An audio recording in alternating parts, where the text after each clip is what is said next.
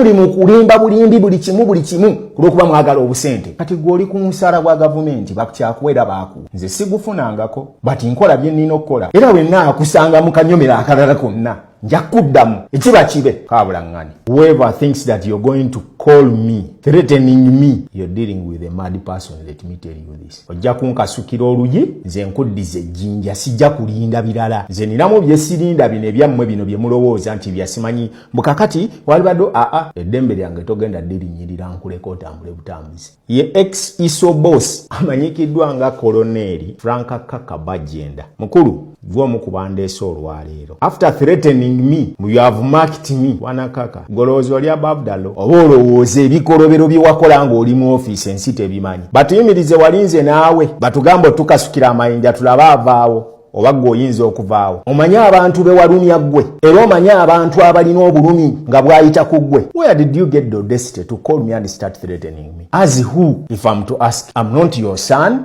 That is number one. I'm not your worker. So, olulimi lwammwe mulwegendereze. Gwe nakulikodinze mbirina. Gwe nakulikodinze mbirina. Era ngenda birekerako abantu babiwulira. Tokiddangamu n'okukirowoozaako yadde n'okukisiinyaako nti onkubira essimu ey'okuntiisatiisa. Obudde wabulina obwali bumala ng'oli mu ofiisi yo. Tolina kye wakolera ggwanga. Era ekibuuzo kye nkubuuzizza ekikulemye okuddamu n'oggyako essimu. Lwaki bw'obanga ddala wali ozze kugogola ggwanga? Gwe lyotugamba mbu lyali lyennyise mu matigga. Bw'obanga ddala wali ozze kugogola ggwanga. Lwaki bwe wategeera nti Sobi avuddeyo alagidde nti mumenyi w'amateeka n'ayogera ne byakoze? Lwaki temwamutwala mu kkooti? Lwaki wasalawo kukola naye bw'obanga tewali mumenyi w'amateeka? Lwaki wasalawo kutuula kukola naye? Era ebikolobero bye yakola ku baana b'abantu, obutambi bw'oyagala nkomyewo, ku baana be nalikodinga baava mu Tocha Chamber, nga Sobi oyo yakwatanga amatafaali n'agasibako emiggwa n'agasiba ku busajja bw'abantu, ku besi wano awo bye wakolerangawo tobimanyi? Wafaayooko okugenda okulwanirira eddembe ly'abaana abo? Ddayo okebere mu records zo mu myaka ena gye wamala mu ISO. Ripooti mmeka ezaafuluma ezaali zikwogerako ku kutulugunya eddembe ly'abantu ly'obuntu? Bw'ani yakugamba nti bw'oba oyagala okugogola eggwanga nti olina kutokyalinga bantu? Olina emmundu. Nze sirina. I just use my pen and a camera. Bwemba byenjogera bikukosa, nkusabye ekintu kimu jangu mu kamera. Nkubuuze ebibuuzo byange obiddemu. Sikwagalako n'ekikumi n'eki. Sirina yadde olwataano lwo lwe neetaaga. Jangu otuule mu kamera yange bw'oba oli musajja nti ddala byewakola wali okolera eggwanga. Nze nkubuuze ebibuuzo byange obiddemu. You guys ani abagamba mbu musimanyi mwe temugenda kwogerwako? Mwavaawo. Olaba naye yabawa emirimu akulembera eggwanga lino. Bwe tuba n'ebitunyiga tubimubuuza n'abiddamu. Mmwe baani? Muve mu Uganda mugende bwe bange batawaanya. Bwe mba nga temusobola kwogerwako. Bwe kibanga okwogerako kugamba nti tolina kye wakolera ggwanga. I can repeat that statement again and again. Tolina kye wakolera ggwanga. Bwe tolowooza nti nno mmwe mugamba mbu mwalwana, naffe bakadde baffe baalwana ne baleka omusaayi gwabwe ku nsi eno. Baalwana ne bafiiririra eggwanga lino. N'abamu tebaasasulwa. Gwe wafuna n'omukisa ne bakuwa ne woofiisi n'olya ku ssente z'eggwanga. Tugireyo lipooti ozitulage nti eno nagikola n'enjimala n'enjissa wali. N'eno nagikola n'enjimaliriza n'enjissa wali. Nze sikulinaako lutalo. Naye bw'obanga okimanyi nti naawe kennyini mutenyuwayo tolina lipooti gy'olaga bantu. Ku baana bonna be wasiba mu ggwanga. Ani gw'otupulizentingira omututeere wali? Nakubuuziza ali Ntokota Mayanja yakola naawe emyaka ena. Nenga aliko n'omusango gw'okugenda n'ayokera maama we mu nnyumba e Bukomansimbi. Wamukwata n'omusiba. Shafiki gwe waleetanga okulikodinga statement z'otugamba ez'obulimba. Wamukwatako n'omusiba. Sagala olimbe bantu. Sobi yavaayo ne yeewaako obujulizi. Wamutwalako mu kkooti. Oba wamusiba. Nnyonnyola eggwanga ekintu kimu nti ebbanga liwamala mu ofiisi mwali mu mpalana zammwe ne Kayihura. Temulina kye mwatukolera. Bwe kibanga time etuuse nga nawe bakunoonyerezaako ku bikolobero ebyakolebwa mu ofiisi yo, obudde bujja kulabika. Eno Uganda yaffe bannayuganda si y'abantu balala. Ate temukisuubira nti mugenda tukulemberera mu kututiisatiisa. Bwe kuba kufa kaŋŋende olwaleero. But I will tell the nation ekituufu. Sigenda kwebikkirirako. Bwe kuba kugenda kaŋŋende leero. Mwe temugenda tukangakanga. Wabeera mu ise ebbanga lyonna. N'osiba buli muntu.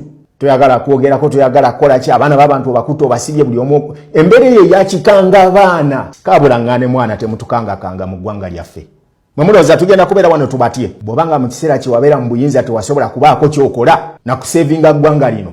Kakati totusumbuwa. Genda mu retirement yo gy'oli owummule lumu. Bwaba waliwo abali mu kukola baleke bakole. Bwe kibanga bye wakola byali bituufu, wali badde ohannize over report etegeerekeka ne bagigoberera.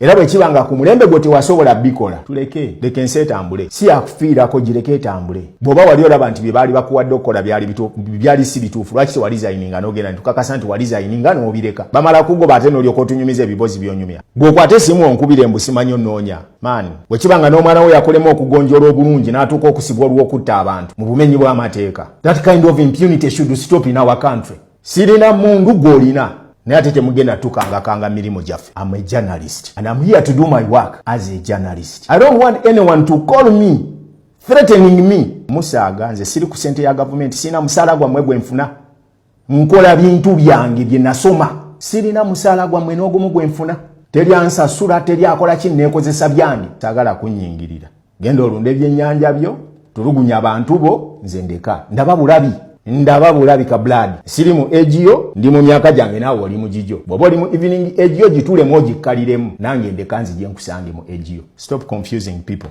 Tukome wano olwaleero addemu akuba essimu endala era nayo nja girikoodinga gwe obujulizi kambulekewo ku nsi but I'm not going to be threatened by mmwe abaalemererwa okukola nga muli mu ofiisi zammwe kaabulaŋŋane babagamba nti bwe mwalwana mwaleeta kizibu mu ggwanga lino walwanira ssente mmeka ensi ezikusasula ogende bw'oba zokyabanja ensi neekwesiga neekuwa obuvunaanyizibwa nodda mu ddibwage bwotyo mwabeeranga na biripooti bya bulimba byereere bya bulimba ne mulimba ensi eno neewulira ng'ebeetamiddwa omusajja abakutte abawadde emirimu mulemeddwa okukola muli mu kulimba bulimbi buli kimu kulw'okuba mwagala obusente kati gwe oli ku musaala gwa gavumenti bakukyakuwera baaku nze sigufunangako bati nkola bye nnina okukola era wenna akusanga mu kanyomera akalala konna nja kuddamu ekiba kibe kaabulaŋŋane.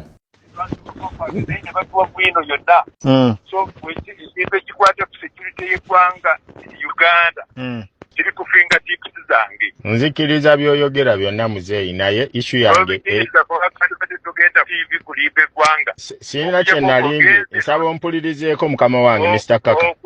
Okujjako n'ogenda ne weetonda n'otondera n'olira ekituufu. Mr. Kaka.